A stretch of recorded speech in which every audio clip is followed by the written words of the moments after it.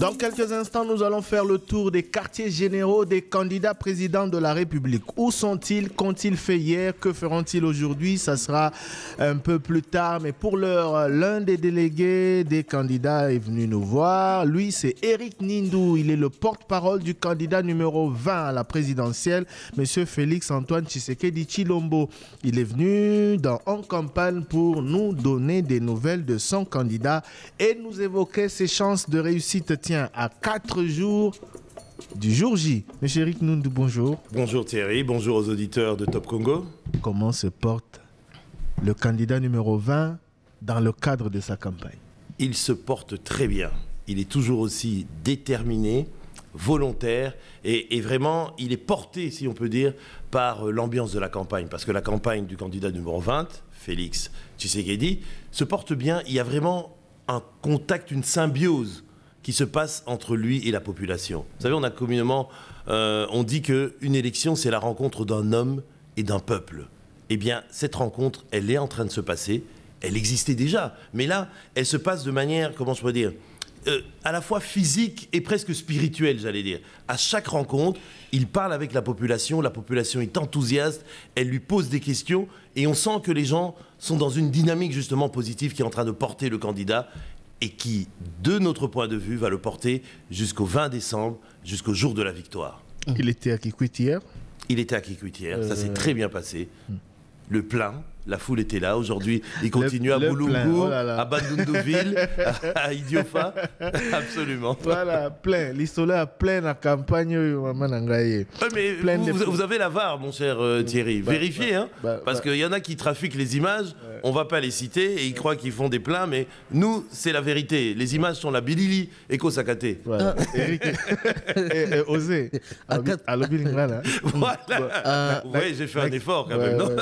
Mais sur un mot. Sur un mot, sur une bien phrase. sûr, sur une phrase. Balobi plein qui est zongi. Batunyo c'est comme ça. Moni bisote bouéboué. Bon, bref, hier c'était Chikapa et Kikwit. Absolument. Aujourd'hui c'est Inongo, Bandundouville et Boulungu. Absolument. Et la chute, ça sera ici, au stade Tata Raphaël. Le 18. Le 18. Exactement. Au stade Tata Raphaël de Kinshasa. Absolument. Mais voilà, je voudrais que l'on commente sa campagne, parce que vous êtes là pour ça, mais aussi le contexte dans lequel se déroule ce sprint final.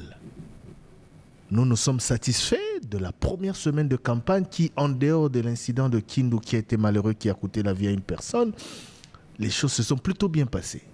Mais là, l'intolérance a refait surface de manière incroyable, monsieur Nindou. Opposant Bazole la mi-colonios, Pekisi Bangoba, débat se déplacer. Kérosène, problème, il y a kérosène, il y a approvisionnement, avion à Bango. Intolérance, il y a Batumoussous, moi, c'est mouvoir exaté. Qu'est-ce qui se passe? Vous êtes encore au pouvoir, mais pourquoi ne pas empêcher aux autres de finalement de battre la campagne? Mon cher Thierry, vous posez une question, vous faites une affirmation. On n'empêche pas les autres. Voilà, c'est une question. Voilà, donc soyons clairs. Ce n'est pas le candidat numéro 20 qui gère la distribution de kérosène dans ce pays. Ce n'est pas le candidat numéro 20 qui crée des incidents de violence. Au contraire, le candidat numéro 20 a toujours prôné, appelé à la non-violence, à la non-agressivité. Vous savez, je l'ai dit d'ailleurs ici sur votre plateau, et je l'ai dit aussi ailleurs parce que c'est ce que dit le président Tshisekedi, le candidat numéro 20, ceux qui sont en face de nous, les 22, 26, ou ça dépend des jours et des pseudo-ralliements. Donc les autres candidats ne sont pas nos ennemis. Ce sont nos adversaires politiques. Nous avons des différences, des divergences politiques, mais nous sommes tous Congolais. Le Congo, c'est notre maison commune. On ne peut pas casser cette maison. Notre démocratie, c'est quelque chose de fragile, de précieux, une jeune démocratie. Nous avons fait une alternance pacifique, la première de notre histoire, en 2018, On veut que les choses se passent bien. Donc, de notre côté, en tout cas, il n'y a pas d'appel à la violence. Et d'ailleurs, à Kananga, vous avez entendu ce que le président a dit. Oui, il a dit, laissez les autres aller voir leurs candidats s'ils veulent. Dans les faits, vous avez encore les leviers du pouvoir. C'est vrai qu'il y a le candidat qu'il faut différencier du président de la République, mais dans les faits, ce n'est pas ce que vous dites qui s'observe. Mais dans les faits, s'il y a des... Les candidats de l'opposition crient à l'intolérance. Non, je vais vous dire la vérité, il y a deux choses là-dedans. Il y a d'abord une question d'ordre public. Et ça, c'est vrai, c'est la responsabilité du gouvernement. Donc, adressez-vous au ministre de l'Intérieur, adressez-vous au chef de la police, adressez-vous aux responsables de la justice. Ceux qui commettent des actes de violence doivent être arrêtés, traduits devant la justice et condamnés s'il est avéré qu'ils sont coupables. Ça, il n'y a pas à discuter dessus. Tolérance zéro dans ce cadre-là. Et puis, d'un autre côté... Cher Thierry, vous le savez très bien, il y a des stratégies politiques de la part de l'opposition. La victimisation. Ils n'arrêtent pas jour après jour de crier à la victime, de crier comme on dit « Oh, on nous tape, oh, on nous fait... » Parce que ces gens n'ont pas de programme, ils n'ont pas d'idée, ils n'ont pas de projet pour le Congo. Certains faits leur donnent raison. Non, mais certains... Vous êtes à Kinshasa, vous savez ce qui s'est passé avant-hier, vous savez ce qui s'est passé hier. Absolument. Vous savez ce que certains candidats ont dénoncé. Tous ne peuvent pas dire la même chose. Non, mais il faut distinguer les choses. Quand il y a des violences qui arrivent, après un meeting, dans la rue et tout ça, comme je dis, ça c'est une question d'ordre public. Adressez-vous au ministère de l'Intérieur, adressez-vous à la police. Et la police a les moyens de sévir et de garantir la sécurité de tout un chacun, de tous les citoyens congolais. Pas seulement le candidat, mais de tous les citoyens congolais. Ça c'est une chose. Mais quand ils se plaignent de pseudo-entraves à leur déplacement, de pseudo-entraves à leur accès aux médias ou des choses comme ça, là je vous dis que c'est une stratégie politique. Ils jouent aux victimes pour commencer à pleurer, et quand les résultats sortiront et qu'ils vont échouer dans les urnes, ils diront, voilà, ce n'étaient pas des élections équilibrées et justes. Non, les élections, elles seront justes. La vérité des urnes sortira et on saura qui a gagné. Et ils disent que c'est parce que vous êtes en perte de vitesse que vous multipliez des stratégies pour les empêcher de... Mais pas du tout. Pas du tout. On n'a pas besoin de ça. On n'a pas besoin de ça. Le candidat numéro 20 rassemble des foules immenses. Il est en contact, en symbiose avec la population. Pourquoi voudrait-il saboter la campagne des autres? Qu'ils fassent campagne. Ils n'ont rien à dire. Vous entendez ce qu'ils disent dans leur campagne? Ils ne disent rien. C'est le vide complet. Ils ne font que rappeler des promesses non tenues. Souvent. Non. Ils ne font que se plaindre et critiquer. Oui. Il n'y a aucun discours positif. C'est ça la campagne? Non, papa, la campagne, c'est... Vous avez promis. La campagne, vous n'avez pas chose. Fait. Vous non, avez promis, la campagne, c'est une chose, et de notre côté, c'est quelque chose de cohérent. Qu'est-ce qu'on fait? On dit ce qu'on a fait, un bilan positif. À partir de ce bilan, on dit voilà ce qu'on va faire. On donne un horizon aux Congolais. On leur dit on était là, on va vous amener là-bas. Et les Congolais nous croient. Parce qu'il faut être, comme on dit, déterminé, volontaire et cohérent. Mais les autres n'ont rien à dire. Certains disent, pour seul programme, c'est « je vais supprimer le poste de première dame », tout en ne sachant pas que le poste de première dame n'est même pas un poste institutionnel. Eric Nundou, porte-parole du candidat numéro 20, Trésor va prendre la parole tout à l'heure. On va avant de clore ce chapitre, parce qu'il faut parler du programme de votre candidat. Beaucoup de ces candidats qui se sont dérangés, qui sont empêchés de s'émouvoir, disent que vous avez monté des stratégies à travers les responsables des différentes provinces pour leur empêcher de battre campagne normalement. Parce qu'il est anormal qu'en même temps, le candidat numéro 15 se plaigne, le candidat numéro 3 se plaigne, et certains candidats députés nationaux se plaignent, et même ceux qui ont rallié la candidature du numéro 3. Et, Thierry, il y a combien de candidats au Congo? À la présidentielle, il y en a 26. Il y en a à la députation 24 000. 24 000. Alors sur les 24 000, combien de plaintes? Bon, quelques-uns de l'opposition. Pas plus de 10. Est-ce qu'elle représente combien de pourcentage? 0,00000. Je pourrais continuer. Le candidat président, ça représente quand même. Combien de pourcentage? Vrai. Non, c'est pour vous dire que... Ça ne veut pas dire que... Non, ça ne veut pas dire que ce n'est pas vrai qu'il y ait des incidents. Il y a des incidents. Mais c'est pour dire que c'est marginal. Il ne faut pas en faire trop. Vous-même, les médias, ne tombez pas dans ce piège. C'est pour ça que je dis, ils sont en train de vous instrumentaliser. Deux choses sont à distinguer. Il y a eu des incidents malheureux que l'on a été les premiers à condamner. Et nous ne sommes pas les responsables de ça. C'est une affaire d'ordre public, comme je vous dis. C'est la police, la justice, qui doit sévir quand des gens se comportent mal. Deuxième chose, je termine. Deuxième chose, il y a des stratégies de victimisation de certains candidats qui font semblant d'être victimes parce qu'ils n'ont rien à dire à la population. Voilà. Monsieur Eric Nyundu, les critiques contre justement le candidat numéro 20 autour de l'organisation de ces meetings tournent aussi autour du message qu'il apporte. C'est vrai que vous avez dit qu'il commence par donner le bilan, mais en réalité, il fait plus de promesses que revenir sur ce qui a été fait. Pas du tout. Et au-delà de promesses, on parle aussi de plus en plus du fait de revenir systématiquement sur les candidats de l'étranger. Les autres viennent en réaction après ces genres d'attaques. Le candidat numéro 20 a fait les choses de façon cohérente et de façon méthodique. Il a été le premier à présenter un manifeste. Il y a un manifeste avec 6 engagements. Il l'a présenté, il y a une vidéo qui a circulé, des textes qui ont circulé partout. Donc il a fait savoir quelle est sa vision pour le Congo de demain, si on lui redonne confiance par les électeurs.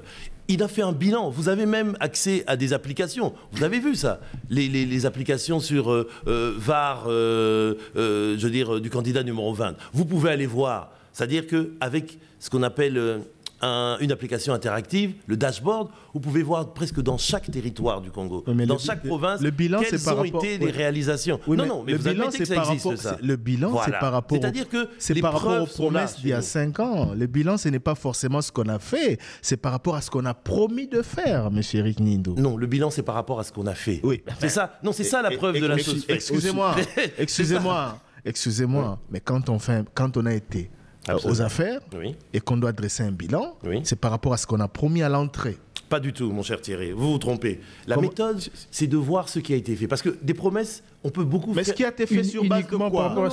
Attendez. Un candidat est voté sur la base d'un programme. Voilà. Oui, absolument. Et lorsqu'il s'agit de dresser son bilan, on s'en tient à ce programme-là. Il a promis ici, qu'est-ce qu'il a fait? Il a promis là, qu'est-ce qu'il a fait? Ça se passe comme ça. Thierry, vous trompez. Le bilan ne part pas du vide. Non, le bilan, il parle de la réalité. Et d'ailleurs, ce que vous dites, c'est dangereux parce que méthodologiquement, votre démarche n'est pas rationnelle. C'est-à-dire, quand on arrive au pouvoir, on fait un programme, n'est-ce pas? Oui. Mais après, on est confronté à la réalité de la gestion du pouvoir. Par exemple, la crise du Covid, on ne pouvait pas la prévoir. Ce n'est pas nous qui avons jeté le Covid dans le monde.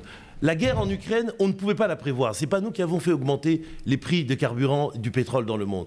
La guerre au Proche-Orient, on ne pouvait pas la prévoir. Ce n'est pas nous qui avons créé une inflation mondiale dont le Congo est un des pays qui résiste le mieux. De ces chocs qui viennent de l'extérieur, parce que la structure de notre économie, malheureusement, est une structure extravertie, donc on subit les chocs, on est sensible aux chocs extérieurs. Il y a des ajustements qui se font dans la gestion. Donc, Thierry, s'il vous plaît, jugez-nous sur ce qui a été fait. C'est ça la réalité. Vous nous dites, vous aviez dit que vous allez construire autant de kilomètres de route, voilà ce qui a été construit. Comme ça, vous et nous avons une donnée objective. Mais donc, vous avez dit, s'il vous plaît, vous avez dit que vous allez construire autant de kilomètres. Voilà ce qui a été fait. Donc vous me rejoignez parce que j'étais en train de dire que le bilan, c'est par rapport à une promesse, c'est par rapport à un programme. Absolument. Oui, c'est au moment M qu'on dit j'ai promis là, j'ai fait 10%, 20%, 30%, 40%, 60% et donnez-moi la chance.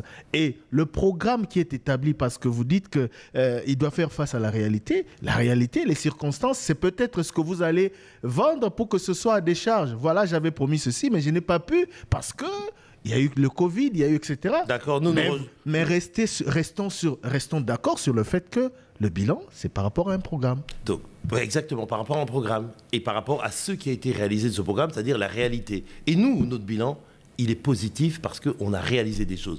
Bien sûr, on n'a pas pu tout faire. On est les premiers à le reconnaître parce qu'on est sincère. On n'a pas pu tout faire à la fois à cause de la conjoncture mondiale, nationale et à la fois à cause de la réalité de la gestion du pouvoir. Mais on a fait beaucoup. Reconnaissez au moins qu'on a fait des choses. Et à partir de ces choses qui ont été faites, on a tiré les leçons de certaines décisions qui ont été prises. C'est pour ça qu'on va faire plus fort et plus loin. Un exemple, les emplois. Beaucoup de programmes ont été mis en place. On a créé par exemple le PAD-MPME, le programme d'appui aux micro, petites et moyennes entreprises. Ça a créé des milliers d'emplois. On a lancé le programme des 144 territoires. 145 territoires, pardon. Beaucoup de chantiers ont été construits dans le pays. On a créé des emplois. Mais maintenant, on veut aller plus loin. C'est pour ça on s'engage, le président Tshisekedi, le candidat numéro 20, s'engage à créer 6,4 millions d'emplois dans les 5 prochaines années. Et il dit comment il va le faire. Il va le faire comment? Notamment en rendant formelles toutes ces activités qui sont informelles, en continuant les infrastructures dans les territoires et puis aussi dans l'agriculture et dans les services. Il dit comment il va le faire parce qu'il a tiré les leçons de ce qui a été fait. Ce qui a été fait a donné des résultats. On va accentuer ça, consolider, accentuer ça et aller plus loin. Voilà une méthodologie raisonnable pour travailler. Pas ceux qui viennent qui disent « je vais créer autant d'emplois, je vais vous donner du travail » sans expliquer le moindre début de programme de la façon dont ils vont créer le premier emploi. Monsieur Eric Nundou, depuis le début de la campagne électorale, le candidat numéro 20, Félix Tshisekedi, a parcouru plus de 26 provinces. 25e province aujourd'hui, et puis les 25 provinces déjà, parce que 24, c'était la province de Kwilu. Selon ce que nous avait envoyé le directeur des campagnes, Maître Jacquemin Chabani. Merci de le souligner, c'est le seul qui l'a fait. Vous soulignez que c'est le seul qui l'a fait? On le souligne, oui, on le dit, mais alors que d'autres candidats éprouvent justement des difficultés pour se déplacer, même tenir ou organiser leurs activités. À Kinshasa, il tient son meeting d'ouverture des campagnes. Martin Fayulu veut organiser son meeting dans le même endroit où il a organisé. On dit qu'on ne peut pas organiser. Il tient son meeting à la place de la Poste Lubumbashi. Moïse Katumbi demande le même endroit pour organiser. Il y a un problème, on ne peut pas organiser. Il atterrit à Bujumbura pour entrer à Uvira. Il atterrit à Bujumbura pour entrer à Uvira. Matata Ponyo fait la même demande, impossible, on n'accorde pas, et puis il est le seul à le faire. Pourquoi il a plus de marge par rapport à d'autres candidats alors qu'il devait avoir égalité de traitement durant cette période? Je vous réponds. Qui octroie les autorisations pour, par exemple, utiliser le stade des Martyrs, utiliser la place de la Poste à Lubumbashi? Est-ce que c'est le candidat 20 ou bien ce sont les autorités communales, régionales? Ce sont les autorités. Ah ben voilà, donc pourquoi vous voulez imputer ça au candidat numéro 20? Ce n'est pas nous qui gérons les affaires courantes. Voilà. Et en tout cas, ce que je pouvais vous dire, peut-être que si nous on parvient à faire ça, mon cher Osé, c'est simplement peut-être parce qu'on est mieux organisés. On est mieux organisé, donc on avait peut-être prévu les choses à l'avance. Ceux qui, du jour au lendemain, se disent « Tiens, je vais aller faire au stade des Martyrs. » Vous n'avez pas de problème de kérosène, Martin Fayulu a demandé de kérosène. Pardon, vous dites? Vous n'avez pas de problème de kérosène, Martin Fayulu a demandé de kérosène. Il y a des candidats qui ont du mal à se déployer parce que les avions ne sont pas là, alors que vous en avez tout, peut-être parce que vous avez le pouvoir. Non, pas parce qu'on a le pouvoir. D'abord, entendons-nous sur une chose. Les règles du jeu au Congo, elles sont qu'il n'y a pas de financement public de la politique des campagnes électorales, n'est-ce pas? Ça veut dire que c'est chaque candidat qui, selon ses propres moyens, fait campagne. Encore qu'on ne sait pas contrôler les moyens de financement des campagnes de tous les candidats. Ah, ça, c'est à vous de savoir. S'il y a des gens qui peuvent contrôler, contrôlez-les. Mais en tout cas, on part d'une règle du jeu qui s'impose à tous. Il n'y a pas de financement public. Ça a été le cas aussi dans d'autres pays de vieilles traditions, si on peut dire, démocratiques. En France et tout ça, les financements publics des partis politiques ne se font que récemment. Et surtout, en plus, ils se font a posteriori. C'est-à-dire que quand quelqu'un atteint 5% au moins, on lui rembourse ses frais. Mais au départ, c'est lui-même qui doit investir. Donc nous, on s'est préparé. Revenons à Donc ne nous imputez pas les problèmes des autres. S'ils ne se sont pas préparés, c'est leur problème. Mais en tout cas, les règles du jeu sont les mêmes pour tout le monde. Et on souhaite que cette campagne se termine dans un bon esprit. C'est un débat politique, démocratique. Ce n'est pas une guerre entre Congolais. C'est une guerre peut-être des idées, mais pas une guerre entre frères. Voilà, revenons sur la campagne électorale du candidat numéro 20. C'est surtout ce pourquoi vous êtes là. Absolument. Partout où il est passé, il a été interpellé sur le social du Congolais. Au-delà du message qu'il a passé, de ce qu'il compte faire, que vous allez peut-être nous répéter ici avant de se séparer, mais il a surtout été interpellé par le social du Congolais. Dollar, Kolwezi, dollar, Kinshasa, dollar, partout, dollar, dollar, dollar. Est-ce que ça ne joue pas en sa défaveur? Si, ça joue en sa faveur. Pourquoi? Parce que lui, il a les solutions. Il a commencé à les mettre en œuvre durant les 5 premières années, durant son premier mandat, si on peut dire, et il va poursuivre. Dollar, c'est quoi? C'est une question de le taux de change du franc congolais, la faiblesse du franc congolais. Soyons sincères, hein, disons les choses clairement. Une monnaie reflète la force d'une économie. Le Congo n'a pas une économie qui est suffisamment forte pour que les gens se réfugient, adoptent le franc congolais. C'est pour ça qu'on a une des économies les plus dollarisées. Mais ça ne date pas de Tshisekedi, Ça date depuis, je veux dire, presque même l'indépendance. C'est-à-dire que notre économie est extravertie. On n'a pas construit d'usine au Congo. On n'a pas construit d'usine de transformation depuis 60 ans. Ça fait que l'économie ne produit pas assez pour pouvoir attirer. Tout le monde se réfugie vers le dollar. Et ce qui fait qu'aujourd'hui, dans des situations où il y a une inflation mondiale, que l'on subit aussi, la valeur refuge, c'est le dollar. N'importe quel économiste vous expliquerait ça. Mais ce qu'il y a de fort, c'est que Tshisekedi, durant son premier mandat, il a commencé à travailler sur les fondamentaux. Mon cher Thierry, vous ne pouvez pas donner des solutions conjoncturelles à un problème structurel. La structure de l'économie congolaise était mal faite. C'est pour ça que le candidat numéro 20 dit qu'on doit transformer les produits chez nous et on doit diversifier l'économie. C'est parmi ces fondamentaux et il a commencé à le faire. Un exemple, les matières premières. Premier producteur au monde de cobalt, aucune usine de transformation du cobalt ici. Le cobalt vaut de l'or, si je puis dire, pas depuis que Tshisekedi est au pouvoir, depuis de nombreuses années, depuis la hausse de ce qu'on appelle toute l'économie numérique digitale, donc depuis le début des années 2000. Mais qu'est-ce que lui, il a fait dès qu'il est arrivé? Il est parti voir les Chinois. Il a dit, on recadre notre échange. Les autres avaient fait un soi-disant contrat du siècle entre les 5 chantiers, infrastructures contre matières premières. Ça n'a rien donné. Ça a été audité par l'IGF. On a montré que le Congo a tout perdu. Le président va en Chine. Il est reçu par les autorités chinoises. Il leur dit, recadrons ça pour que ce soit réellement, mutuellement bénéfique pour les deux. Et désormais, vous avez vu les négociations qu'on a fait avec Sikomin, avec TFM, avec tous les miniers. Désormais, le Congo va pouvoir tirer pleinement profit de ses richesses. Et ça, c'est Tshisekedi qui le fait. Parce qu'il faut d'abord de la volonté, il faut une vision et il faut de la cohérence dans ce qu'on fait. Monsieur Eric Nyundu, vous êtes le porte-parole du candidat numéro 20. J'ai une question d'actualité liée justement à la campagne électorale. Allez-y. Les maires de la ville de Kenge écrivent aux confessions religieuses de la ville. Ils leur demandent d'organiser les cultes ce samedi pour permettre à votre candidat, pour permettre au candidat numéro 20 d'être bien accueilli par la population de Kenge le dimanche. Trouvez-vous cela normal? Référez-vous aux règles, aux règles de bonne conduite émises par la CENI. Est-ce que c'est permis ou c'est interdit? Non. Je vous pose la question. Est-ce que la CENI le permet ou pas? Que quelqu'un puisse appeler des gens à prier pour un candidat? Non, ce n'est pas ça la question. Les maires demandent aux confessions religieuses d'organiser les cultes samedi plutôt que dimanche parce que le candidat numéro 20 arrive justement à Kenge le 20. C'est une question pour lui de permettre justement aux fidèles de venir ou de réserver un accueil chaleureux au candidat numéro 20. Si je peux vous répondre à votre question, en tant que maire, il est au-dessus de la mêlée. Non, mais j'allais y venir. Je voulais d'abord savoir... Si cette lettre a été rédigée en tant que maire pour favoriser un candidat, c'est interdit. Ah donc, si c'est interdit, il faut que cette décision soit attaquée.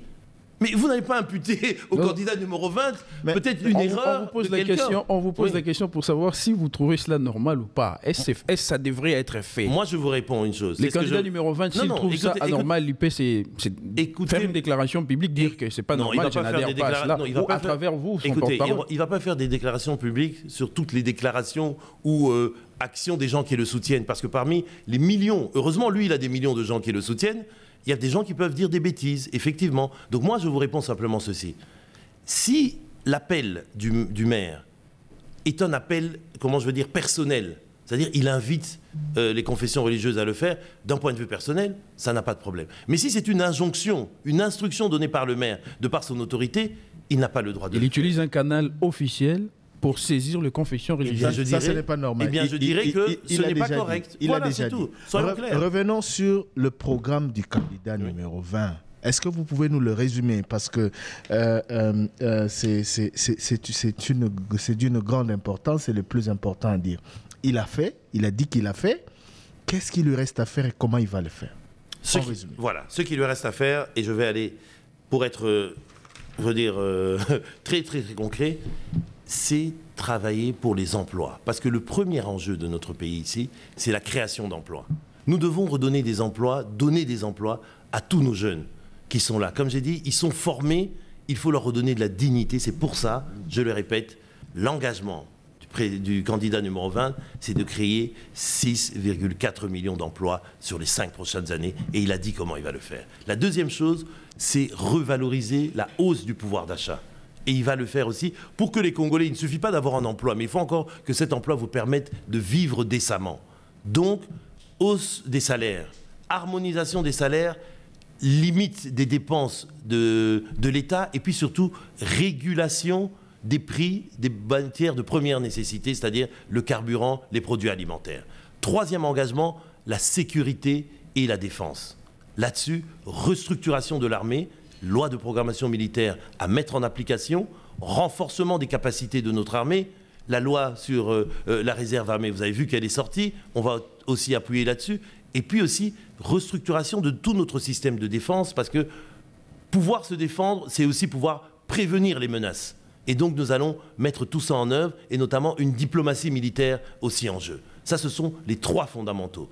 On peut continuer, on en a parlé, la diversification de notre économie. Notre dépendance aux mines va être, si vous voulez, réduite pour qu'on devienne aussi un grand pays agricole. C'est ça le véritable enjeu. Quand le président dit la revanche du sol sur le sous-sol, vous le verrez dans la réalité, mon cher Thierry. Ce n'est pas resté que slogan durant les 5 dernières années. On a commencé, papa, on a commencé à le faire. Il y a déjà des agropoles qui ont été créés. L'ATA, l'agenda de transformation agricole. Allez voir dans le Kasaï, allez voir ici à côté, à Mbanza Ngungu. Il y a déjà des usines de transformation à partir de production, notamment dans 3 matières, le soja, le maïs et le manioc. La suite, oui.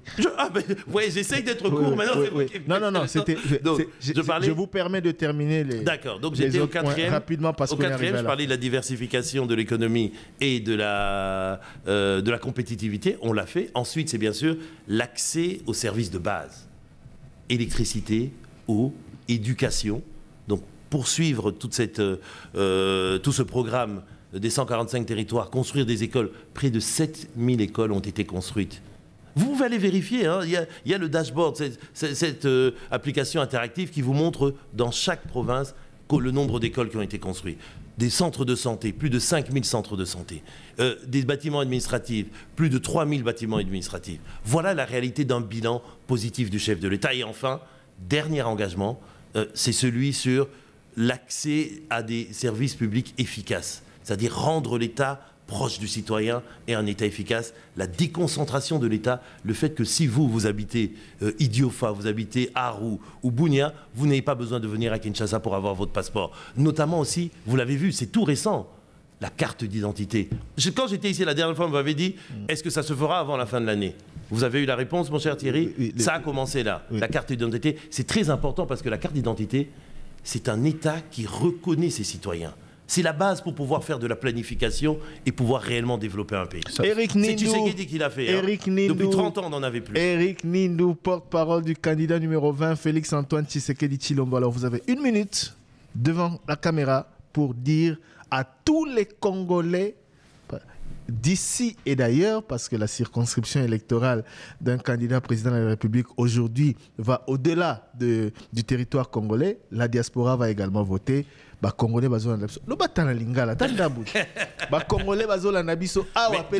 parlent pas lingala, il faudrait le dire en swahili, en chiluba, en kikongo. Pourquoi doivent-ils le 20 décembre voter pour le candidat numéro 20 à la présidentielle? Éric Nindou, vous avez la parole. Chers frères, chères sœurs, le 20 décembre, votez pour le candidat numéro 20 parce que c'est le seul candidat qui aujourd'hui a un bilan positif et a une perspective, une vision pour le pays, pour que ce pays soit enfin un grand pays, que le Congo retrouve justement son lustre d'antan. C'est quelque chose de très important. Mobilisez-vous. Rien n'est jamais gagné à l'avance. Ne croyez pas que ce soit déjà plié. On a vu l'enthousiasme durant la campagne. Ça se passe très bien. Les Congolais, vous êtes au rendez-vous de cette campagne, mais mobilisez-vous, notamment les jeunes, notamment les mamans, les femmes, nos sœurs, nos épouses, nos mères. Mobilisez-vous pour aller voter le 20.